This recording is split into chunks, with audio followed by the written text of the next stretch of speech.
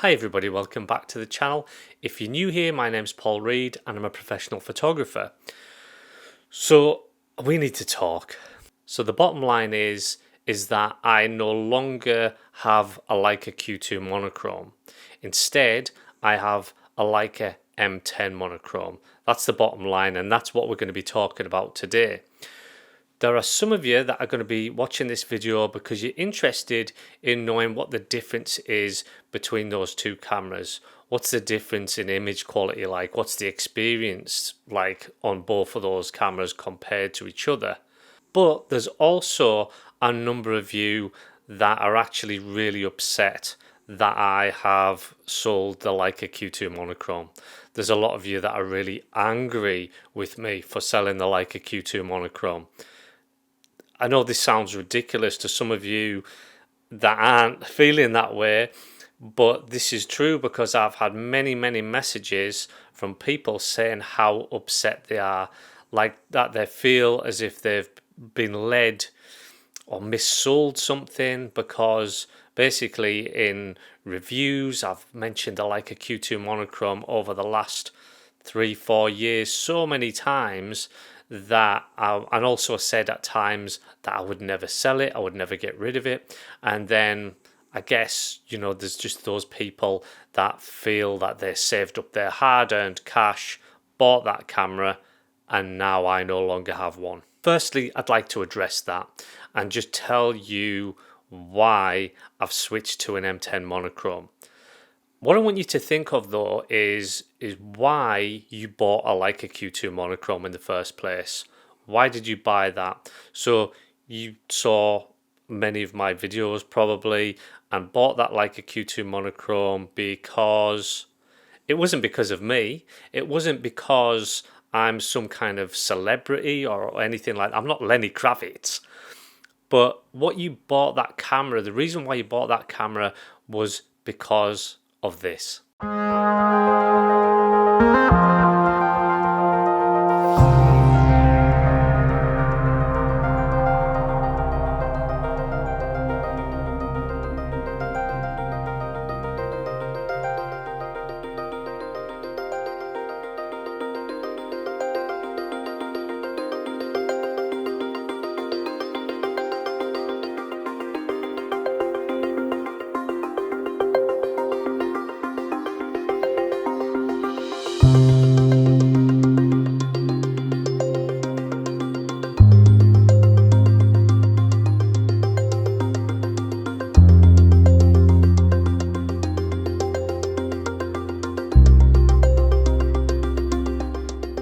So it's not really that you bought the camera because of me, as it were.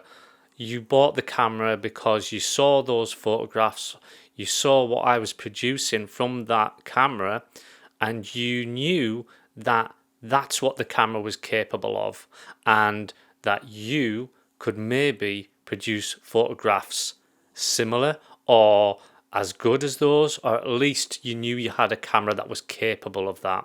So the good news is that nothing's changed. The camera is still an amazing camera. The Leica Q2 Monochrom is a fantastic camera.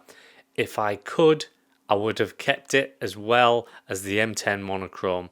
I can't do that. I can't afford to have both of those expensive cameras.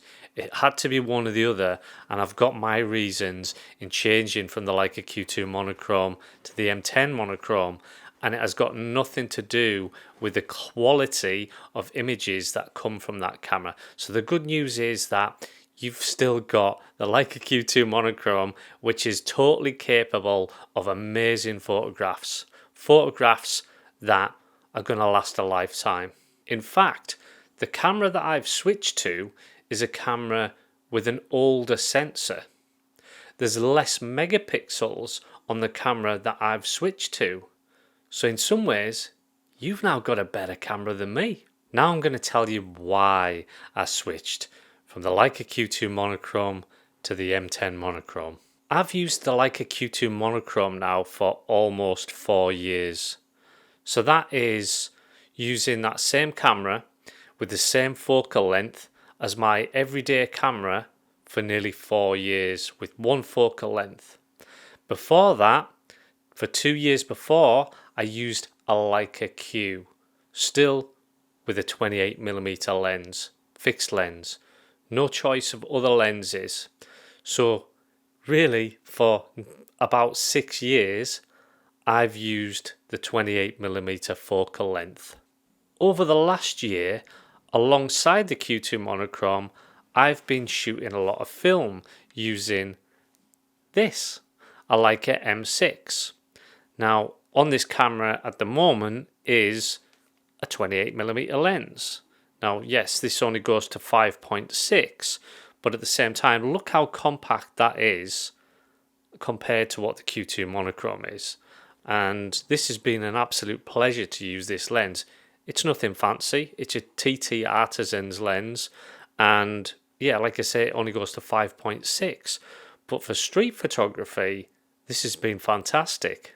Also, over this year, I've started to accumulate other lenses. A TT Artisan's 50mm 1.4 lens. This has been fantastic for portraits, but I could only ever do those portraits on film, never digital. A little Voigtlander 35mm 2.5 colour Scopar lens. Also a really compact lens compared to the Q2 Monochrom's lens. An old nice little 90mm Leica lens. This only goes to f4, but look how compact that is. A TT Artisan 100mm bubble bokeh lens. And a Typoc Samira 1.4 28mm lens. Now all of these lenses weren't bought with me thinking one day I'm going to switch to a Leica M10 Monochrom. They were all just bought because I was enjoying using the Leica M6 so much, and I was enjoying suddenly having this versatility in being able to have different looks to my photographs that weren't just taken with a 28mm lens. I was also enjoying the whole experience of film, but also the look of the photographs themselves. I was enjoying this, I guess, gentler look to the images, these more flattering portraits of people. Now, because I was shooting a lot more with the M6, I started to shoot with the Q2 Monochrom a lot like the way I was shooting with the M6. So I was almost treating the Leica Q2 Monochrom like a rangefinder. What I was doing was using the zone focusing on the Q2 Monochrom just as I was doing with the M6, and I was using the manual focusing quite a lot. Now, this started to mean the autofocus of the Q2 Monochrom wasn't really being used anymore. I was evolving. My photography was evolving. The way I was shooting was changing. Evolving as a photographer is something that I would want for you as well. I don't want you to be 6, 7, 8, 9, 10 years down the line and still be doing exactly the same as what you're doing now. Now, because I'm still a believer in the monochrome sensor, I'm still a believer in that sort of mindset. So I started to look at, well, which monochrome sensor M camera will I go for? And you might wonder, well, why didn't you get an M11 monochrome? Because that's the most recent version. So my reasoning in the M10 monochrome over the M11 monochrome was simply cost. I could get an M10 monochrome for a lot cheaper than what I could the M11 monochrome, and that's all there is to that. So now you know why. I want to be able to use a 50mm lens sometimes. I want to use it on my portraits.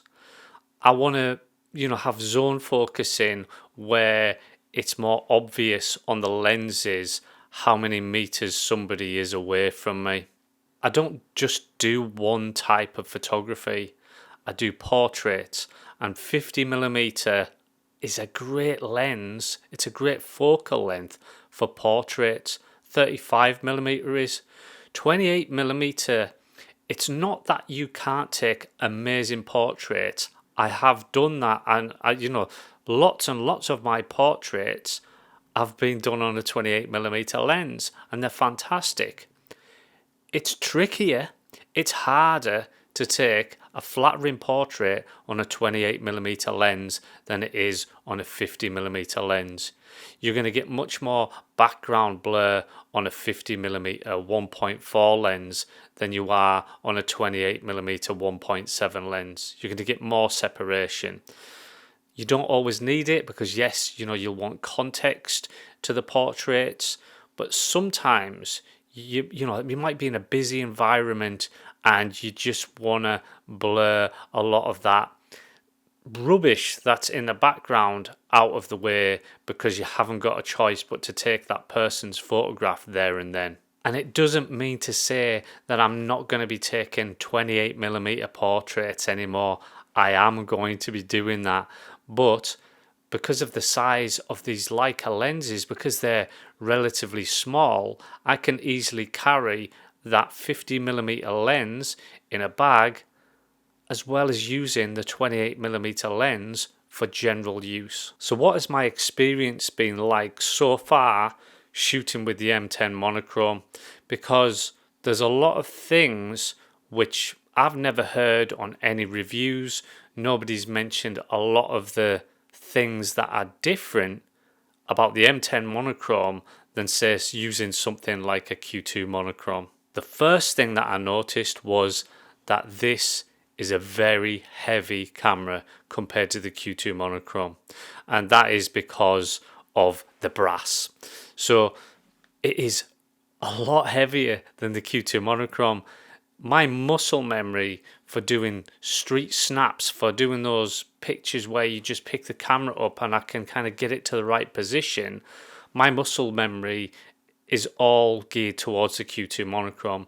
So picking this up, it is very heavy, and I don't know kind of why this isn't really mentioned that much, how heavy these M mount cameras that have got the brass in them are. They're really heavy. I'm getting used to it, but it's going to take a little while for me to fully get used to this new weight of this camera for doing those really quick snaps. The other difference is that this is a manual focus only camera, so there's no, just for quickness, me switching it into autofocus for a portrait, which I did do at times with the Q2 Monochrom. I would switch it into iron face detect and things like that, just because it would take that part out of the equation and maybe I could just not think about that and take those portraits. So this is a manual focus only camera, and getting used to the rangefinder, it's different, but I had been using the M6 so much that I'd got used to that. The biggest difference that I've found with this camera, with the M10 Monochrom compared to the Q2 Monochrom, is the files themselves. The files themselves are completely different from the Q2 Monochrom files.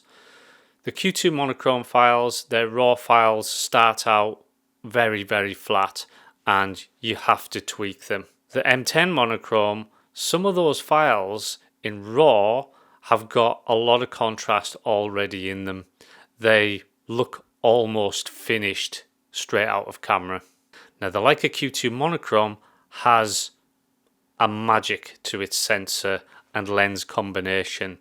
It's the sensors really though that sometimes just have a certain magic. It's a bit like getting like a different film stock for your film camera. It's going to have a different look to it.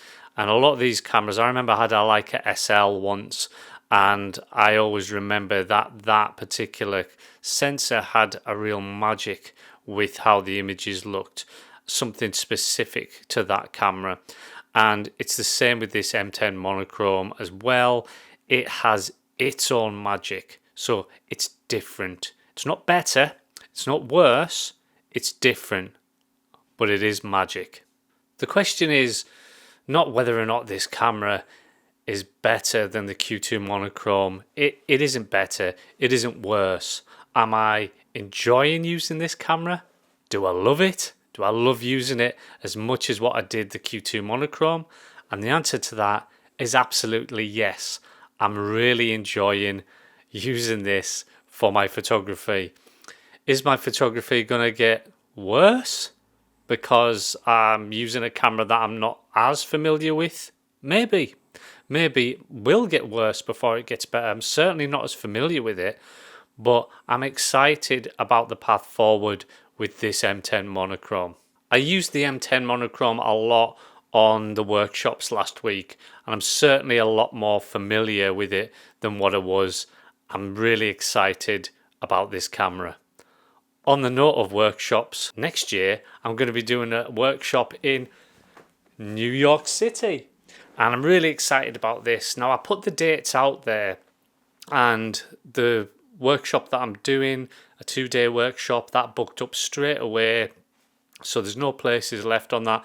But what I have done is I've put a 1-day workshop in New York City, and there's about 2 places left on it. So go on over to my website and have a look, see if it's one of the dates that you would be able to go, because I'd love you to be there.